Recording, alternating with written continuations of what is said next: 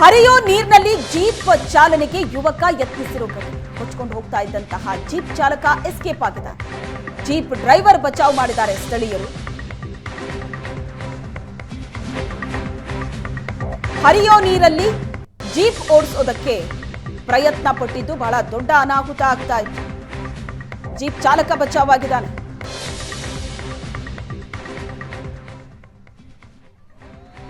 Jeep ಡ್ರೈವರ್ನನ್ನ ಅಲ್ಲಿನ ಸ್ಥಳೀಯರು ಬಚಾವ್ ಮಾಡಿದ್ದಾರೆ. ಪ್ರವಾಹದಿಂದ ಕೇರಳದಲ್ಲಿ ಸೃಷ್ಟಿಯಾಗಿರುವಂತಹ ರಣಭೀಕರ ದೃಶ್ಯ ಇದು.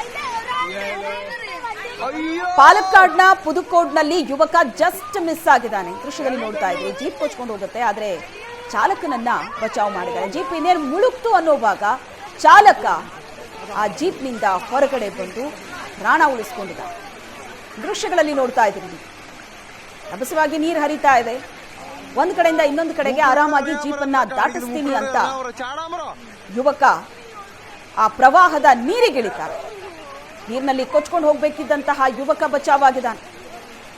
ಇಡೀ ಜೀಪು ಆ ನೀರಲ್ಲಿ, ರಭಸವಾಗಿ ಹರಿತಾ ಇರೋ ನೀರಲ್ಲಿ ಮಗಚ್ ಬಿದ್ದಿದೆ.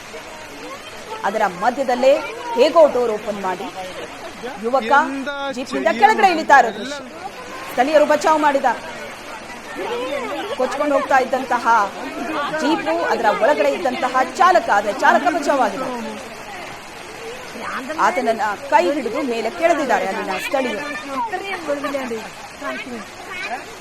ಕೇರಳದಲ್ಲಿ ಪ್ರವಾಹದಿಂದ ಸೃಷ್ಟಿಯಾಗಿರುವಂತಹ ರಣಭೀಕರ ಪರಿಸ್ಥಿತಿ.